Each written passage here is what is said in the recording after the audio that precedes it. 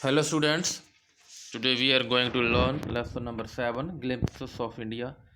In this chapter you will get 3 lessons or you can say parts, a baker from Goa, Kurug and tea from Assam. And today we are going to start the first part of this chapter, a baker from Goa. Here in this chapter you will come to know about the baker's life in Goa.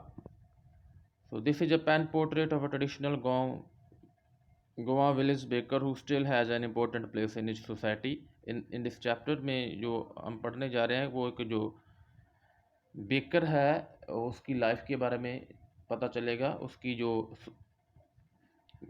Goa में जो society में उसकी जो क्या importance है उसके बारे में हमें पता चलेगा।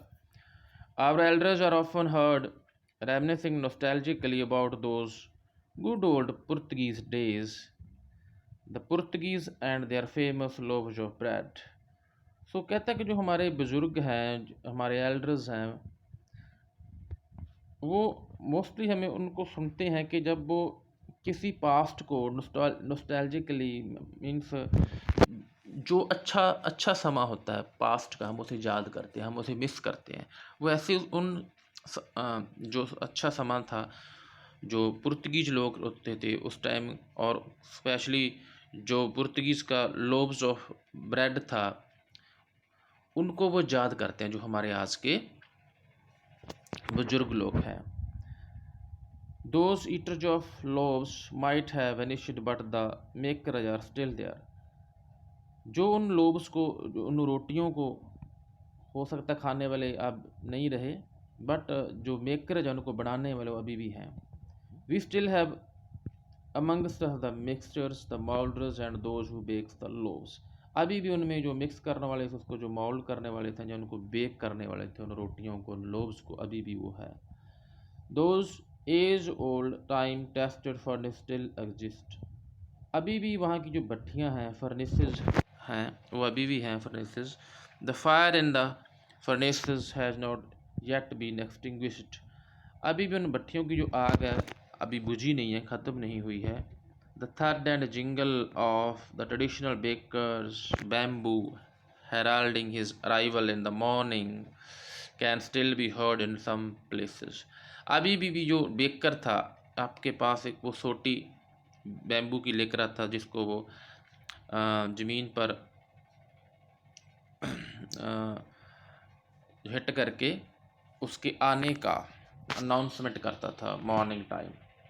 मे be the father is not alive but the son still carries on the family profession. हो सकता है उसका फादर इस दुनिया से चला गया हो, बट उसका जो बेटा है वो इस प्रोफेशन को आगे बढ़ा रहा है।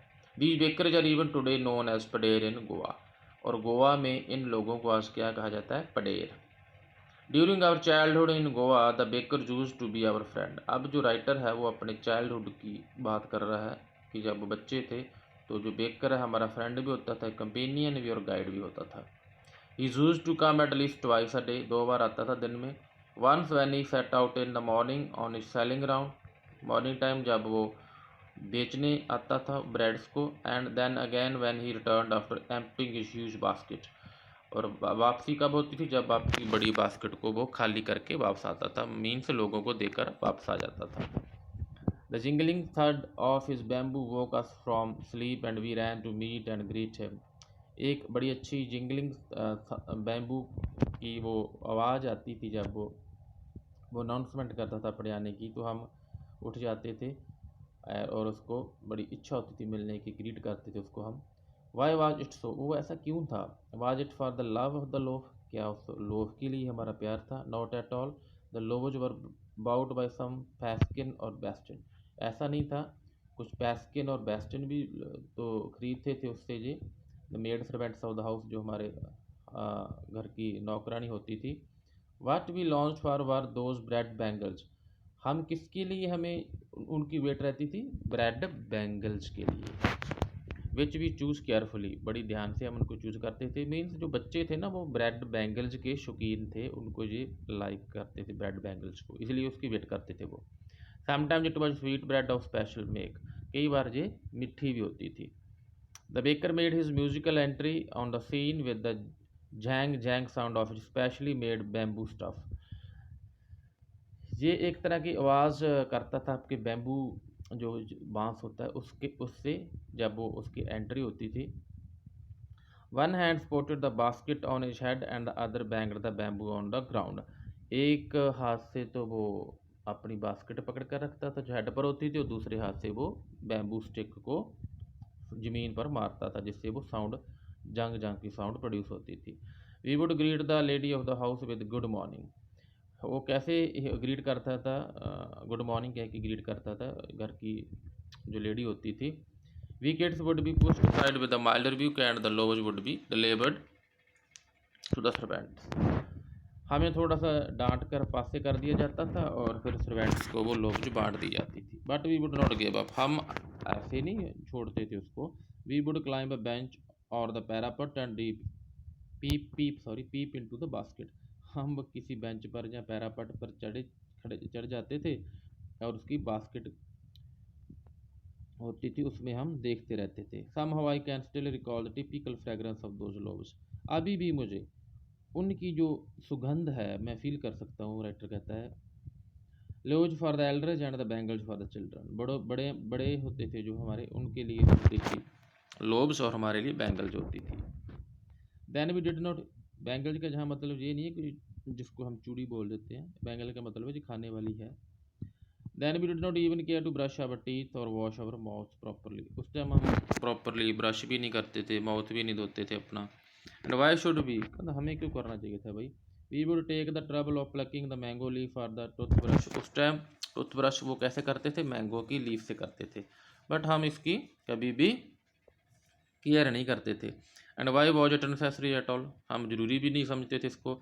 The tiger never brushed his teeth, कहता भी टाइगर है जो कभी ब्रश ही नहीं करता। Hot T could wash and clean up everything so nicely after all. कि गर्म चाय है वही सब कुछ बड़े अच्छे से सब कुछ साफ़ कर देती, कहता हमारे दांत साफ़ कर देती थी। आपने बेटा जो ऑरल कॉम्प्रीहेंशन चेक 4 लिखने हैं नोटबुक पर, so let us proceed. Marriage's gifts are meaningless without the sweet bread known as the bowl, just as a party or a feast loses its charm without bread। तो marriage gifts होते थे, उनमें एक special sweet होती थी जिसको बोल कहते थे, जैसे हमारे आजकल लड्डू होते हैं वैसे जी बोल होते थे। और इसके अलावा पार्टी और फीस्ट में ब्रेड होते थे। Not enough can be said to show how important a baker can for a village. जैसे कि एक विलेज के लिए एक बेकर की बहुत ज़्यादा इंपॉर्टेंस होती थी। The lady of the house must prepare sandwiches on the occasion of daughter's engagement. Engagement पर क्या बनाते, सैंडविचेस बनाते थे। Cakes and bolinhas are must for Christmas as well as other festivals. Christmas या बाकी फेस्टिवल में क्या बनाते थे, केक्स और बोलिनहास। दस the presence of the baker is furnace in a village is absolutely essential. कहने का मतलब कोई भी त्यौहार है, एंगेजमेंट है, फेस्टिवल है, तो बेकर का रोल बहुत इम्पोर्टेंट था, उसकी भट्ठी की ज़रूरत हर किसी को पड़ती थी, सो बहुत ज़रूरी था। द बेकर और bread seller of those days had a peculiar dress known as the kabai. उन दिनों में जो एक स्पेशल ड्रेस पहनते थे जी ब्रेड सेलर, तो उस ड्रेस को क्या बोलते थे, kabai. It was a single piece long frock reaching down to the knees. एक ही सिंगल पीस था लाइक फ्रॉक, और जो नीज के नीचे तक आ जाता था। In our childhood, we saw bakers wearing a shirt and trouser which were shorter than full length ones and longer than half pants। हमारे ज़माने में हमने देखा कि जो बेकर हैं शर्ट और पजामा ट्राउज़र भी पहनते थे, जो थोड़ा उसकी लेंथ कम थी और पहले हाफ पैंट जैसा लगता था वो। Even today, anyone who wears a half pant which reaches just below the knees invite the comment that he is dressed like a padir। आजकल भी अगर कोई ऐसी ट्राउज़र पहनता है हाफ पैंट जैसा जो लगता है, तो हम उसको उस पर कमेंट किया जाता है कि वो पडेर है।